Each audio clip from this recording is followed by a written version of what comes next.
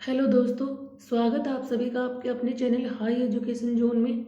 और आज मैं आपके लिए हिंदी लिटरेचर की वीडियो लेकर आई हूँ। अभी ग्राम सचिव का जो एग्ज़ाम हुआ था उसमें 8 या 9 नंबर तक का हिंदी लिटरेचर पूछा गया था हिंदी वाले सेक्शन में। तो लिटरेचर की क्लास आपके लिए काफ़ी इम्पोर्टेंट रहेगी और वीडियो को लाइक और शेयर ज़रूर किया करो। तो चलिए टाइम वेस्ट ना करते हुए स्टार्ट करेंगे फर्स्ट क्वेश्चन से। और फर्स्ट क्वेश्चन हमारा है, इनमें से तुलसीदास की रचना कौन सी है? तो राइट ऑप्शन हमारा डी हो जाएगा। उपरोक्त सभी विनय पत्रिका, गीतावली, कवितावली ये तीनों ही रचनाएं तुलसीदास की रचनाएं हैं।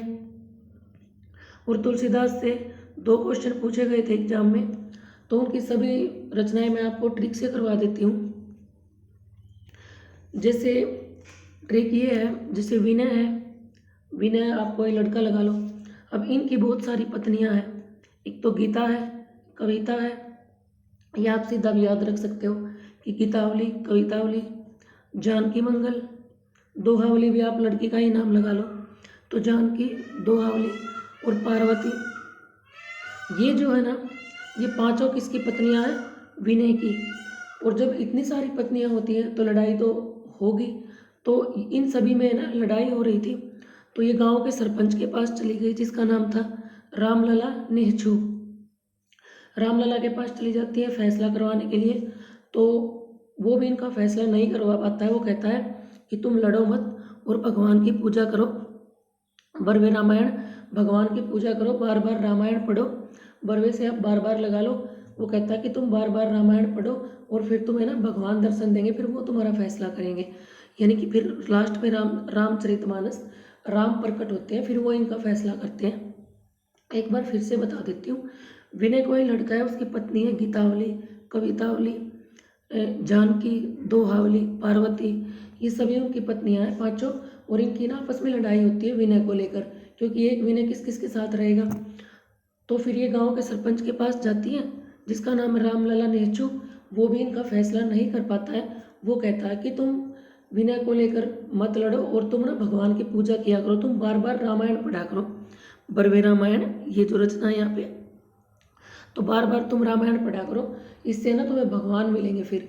तो ये पांचों पत्नियां फिर विनय की बार बार रामायण का पाठ करती हैं और फिर रामचरितमानस यानी कि राम भगवान प्रकट हो जाते हैं और फिर वो इनका फैसला करते हैं। तो इस तरह से आप याद रख सकते हैं तुलसीदास की सभी रचनाएं। नेक्स्ट क्वेश्चन है, कृष्ण भक्ति काव्य के प्रतिनिधि किस कवि को माना जाता है? इंपॉर्टेंट क्वेश्चन है ये और पूछा गया था एग्जाम में। अभी जो ग्राम सचिव का हुआ था उसमें ये क्वेश्चन पूछा गया था। तो इसका राइट आंसर हमारा ए हो जाएगा, सूरदास। कृष्ण भक्ति काव्य के प्रतिनिधि किस कवि को माना जाता है? तो सूरदास को माना जाता है। और सूरदास से क्वेश्चन अगर लिटरेचर ना पूछा जाए तब भी पूछा जाता है हरियाणा में। नेक्स्ट क्वेश्चन है, भरत मिलाप किसकी रचना है? तो राइट ऑप्शन जो हमारा हो जाएगा वो हो जाएगा ईश्वर दास। ए हमारा राइट ऑप्शन रहेगा। भरत मिलाप किसकी रचना है? ईश्वर दास की रचना है। और जिस बच्चे को हिंदी व्याकरण और हिंदी का लिटरेचर, अगर इन दोनों चीज़ों की प्रॉपर तैयारी करनी है, वो मेरे चैनल पे आ जाओ। मेरे चैनल का लिंक आपको डिस्क्रिप्शन बॉक्स और कमेंट सेक्शन में मिल जाएगा। वहाँ पे आज मैं 3 बजे हिंदी लिटरेचर की वीडियो वहाँ पर भी डालूंगी मैं आज एक, तो वहाँ पे आप जाकर जरूर देखना। और किसी को ये है कि व्याकरण का ये टॉपिक पहले करा दो तो वो कमेंट बॉक्स में बता देना, मैं पहले वो टॉपिक भी करा दूंगी। लेकिन आज आपको हिंदी लिटरेचर की क्लास मिलेगी मेरे चैनल पे भी। नेक्स्ट क्वेश्चन है, सुदामा चरित किसकी रचना है? तो राइट ऑप्शन हमारा हो जाएगा, यहाँ पे राइट ऑप्शन नहीं लिखा मैंने, सुदामा चरित नरोत्तम दास की रचना है, लिख देती हूँ मैं, सॉरी, नरोत्तम किसकी रचना है? सुदामा चरित। सुदामा चरित रचना है नरोत्तम दास की। वेरी इंपॉर्टेंट, पूछी जा सकती है। सुदामा चरित रचना है किसकी है? कई बुकों में ना सुदामा चरित्र भी लिखा जाता है इसको, और कई बुकों में सुदामा चरित भी मिलता है। तो सुदामा चरित, ये सुदामा चरित्र किसकी रचना है? वो है नरोत्तम दास की। और इसको आप इस तरह से याद रखते हैं, रख सकते हैं। जैसे सुदामा और कृष्ण की दोस्ती थी, बहुत फेमस थी, बहुत अच्छे दोस्त थे वो। तो दास से आप दोस्त लगा लो, और दास से आप क्या लगा लो, दोस्त। और इससे आपको याद रह जाएगी दोस्त यानी कि सबसे अच्छे दोस्त कौन थे, सुदामा और कृष्ण भगवान थे। और सुदामा यहाँ पे है, तो सुदामा चरित किसकी रचना है, नरोत्तम दास की। नेक्स्ट है, इनमें से कौन सी रचना रस खान की है, तो राइट ऑप्शन हमारा हो जाएगा वो डी हो जाएगा।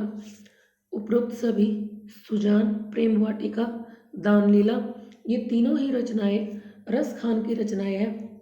और इन तीनों को याद करने की भी मैं आपको एक ट्रिक बता देती हूँ कि जो रस खान है ना, ये जो रस खान है ये पहले सज धज के, यानी कि सुजान से आप लगा लो सज धज के, तो रस खान है ना पहले अच्छे कपड़े पहन के पहले तो सजा, और फिर वो गया प्रेम वाटिका में।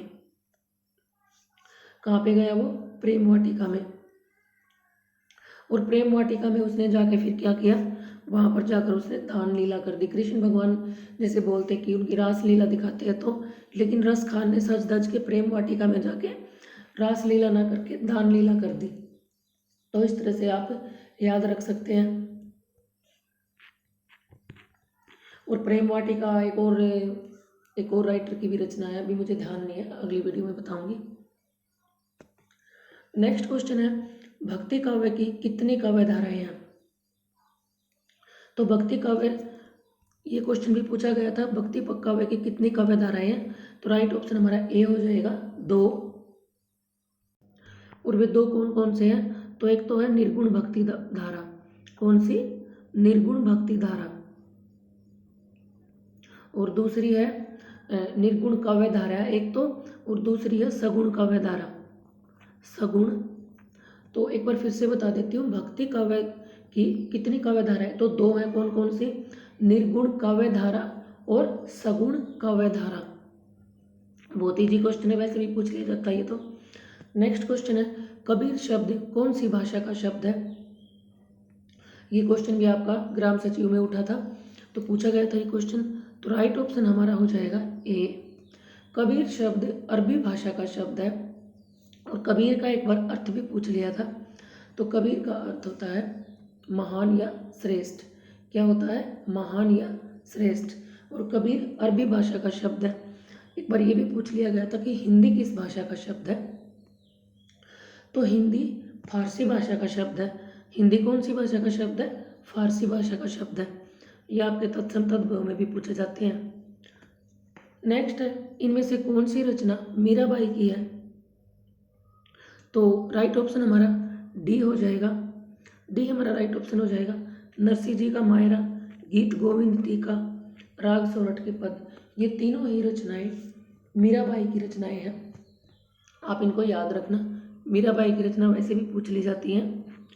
नेक्स्ट है, और एक बच्चे ने कमेंट किया था कि मैम हरियाणा पुलिस में भी हिंदी लिटरेचर पूछा जाता है क्या, तो देखो पहले तो किसी भी एग्जाम में लिटरेचर नहीं पूछा जाता था, लेकिन अभी ग्राम सचिव का एग्जाम हुआ ना, उसमें बहुत ज़्यादा लिटरेचर ही पूछ रखा था हिंदी का, तो अब आगे भी पूछा जा सकता है। और जैसे क्लर्क वाले एग्जाम में आपने देखा था, जो मैथ और साइंस थे ना, वो 11th 12th के डाल रखे थे, बल्कि कुछ क्वेश्चन BA से भी उठे थे, जिनका सब्जेक्ट होता है साइंस। तो उसी तरह ना ग्राम सचिव में क्या किया, मैथ तो इजी डाल दिया, और फिर ना हिंदी जो है वो 11th 12th की डाल दी, और कुछ क्वेश्चन है ना आपके BA की हिंदी से भी उठाए हुए थे। तो अब क्या पता मैं बोल दूं कि नहीं आएगा हरियाणा पुलिस में और आ जाए, तो आप मुझे ब्लेम करोगे, और मैं बोल दूं कि आएगा और ना आए, कुछ नहीं कह सकते। हाँ, लेकिन किसी न किसी एग्जाम में आपसे पूछा जाएगा। जो हाई पोस्ट के जो जॉब है, जैसे ग्राम सचिव थोड़ी सी ऊंची पोस्ट है, तो वहाँ पे तो पूछा गया था। अब हरियाणा पुलिस का क्या बता भाई, पूछ भी लिया जाए। नेक्स्ट है, इनमें से कौन सी रचना भारतेंदु हरिश्चंद्र की है, तो राइट ऑप्शन हमारा रहेगा वो ए रहेगा, गीत गोविंदानंद। भारतेंदु हरिश्चंद्र की रचना कौन सी है, गीत गोविंदानंद। और गीत गोविंद किसकी है, जयदेव की रचना है। गीत गोविंद टीका, ये किसकी रचना है, ये मीराबाई की, अभी करवाई थी मैंने। और भारतेंदु हरिश्चंद्र से ज़्यादा क्वेश्चन उठे थे, तो इससे पहले वाली वीडियो में मैंने आपको सभी ट्रिक से करवाई है, और ये यहाँ पर इसलिए डाली क्योंकि इन्हें तीनों मिलती जुलती रचनाएं हैं, आप कंफ्यूज ना हो। तो गीत गोविंदान तो हरिश्चंद्र की है, गीत गोविंद जयदेव की है, और गीत गोविंद टीका टीका यानी कि आप टीका से याद रख सकते हो कि ये मीराबाई की, क्योंकि मीराबाई लेडीज थी तो वो माथे में टीका लगाती थी। इस तरह से आप याद रख लेना, गीत गोविंद टीका यानी कि टीका कौन लगाती थी? मीराबाई। तो इस तरह से आप इसको याद रख सकते हो। और गीत गोविंद जयदेव की तो इजी है, तो सबको ही पता है। नेक्स्ट है अंगवधु किसकी रचना है? तो राइट ऑप्शन हमारा रहेगा, वो रहेगा ए, हमारा राइट ऑप्शन हो जाएगा दादू दयाल। अंगवधु किसकी रचना है? दादू दयाल की। और कबीर की है, कबीर की आपकी साखी, सबद और रामायणी। और कई बार ये पूछा जाता है कि इन तीनों का संकलन कहाँ पे मिलता है?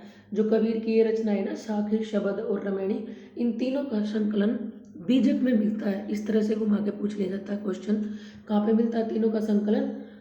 बीजक में। और रैदास की रचना भी मैं यहाँ पर बता देती हूँ, वाणी। ये इनकी इंपॉर्टेंट रचना है। बहुत ज़्यादा डीप में जाके तो देखो ये तो है नहीं कि बिल्कुल जिनका सब्जेक्ट होता है इतना पूछेगा। तो रैदास की जो रचना है वो कौन सी है? बानी। और रैदास का दूसरा नाम क्या है? रविदास। ये भी पूछा जा सकता है कि रैदास का दूसरा नाम क्या है? तो दूसरा नाम है इनका रविदास। किसका नाम? रैदास का। और थोड़ा धीरे इसलिए करवा रही हूँ कि जिनका सब्जेक्ट नहीं है ना उनको दिक्कत होती है, मुझे पता है। नेक्स्ट क्वेश्चन है मुरला दा, ये पता नहीं आजकल लिखने में इतनी मिस्टेक क्यों हो रही है। ये मुल्ला है, ये मुरला नहीं है, ये मुल्ला है। तो मुल्ला दाऊद की रचना इनमें से कौन सी है? तो राइट ऑप्शन हमारा ए हो जाएगा। ए हमारा राइट ऑप्शन हो जाएगा। मुल्ला दाऊद की रचना चंदायन है। चंदायन किसकी रचना है? मुल्ला दाऊद की। नेक्स्ट क्वेश्चन है ज्ञान दीपक किसकी रचना है? तो राइट ऑप्शन हमारा ए हो जाएगा, शेख नबी। ज्ञानदीप किसकी रचना है? ज्ञानदीप शेख नबी की रचना है। इंपॉर्टेंट रचना है, पूछी जा सकती है एग्जाम में। नेक्स्ट क्वेश्चन है आसगु किसकी रचना है? तो राइट ऑप्शन जो हमारा होगा वो होगा ए। ए हमारा राइट ऑप्शन होगा चंदन बाला रास। आसगु की रचना कौन सी है इनमें से? तो आसगु की रचना है चंदन बाला रास, या फिर कई बुकों में चंदन बाला रस भी लिखा मिलता है, तो एक ही बात है। चंदन बाला रस किसकी रचना है? आशगु की। नेक्स्ट है इनमें से स्वयंभू की रचना कौन सी है? तो राइट ऑप्शन हमारा सी हो जाएगा। ए और बी दोनों, पवन चरियु और रिठमेणी चरियु, ये दोनों ही रचनाएं स्वयंभू की है। और ये पै आधा है, पीछे सवर है, इसलिए ये आधा नहीं बना था, आपको आधा नहीं दिखाई दे रहा, लेकिन ये आधा है। तो ये दोनों रचना स्वयंभू की है। नेक्स्ट क्वेश्चन है परमाल रासो किसकी रचना है? तो राइट ऑप्शन हमारा ए हो जाएगा। परमाल रासो जगनिक की रचना है, बहुत इंपॉर्टेंट है। और ये जगनिक की रचना, परमाल रासो काफ़ी फेमस है ये। तो परमाल रासो किसकी रचना है? जगनिक की रचना है। अब ये क्वेश्चन मैंने पहले वीडियो में करवाए थे आपको, तो इनको टेस्ट के लिए मैं यहाँ पे डाल रही हूँ। जिनको निर्बाध गति से बोला जाता है वे क्या होते हैं? इनमें से तद्भव शब्द बताओ। इनमें से व्यक्तिवाचक संज्ञा का चयन करो। इनमें से कौन सा शब्द व्यक्तिवाचक संज्ञा है?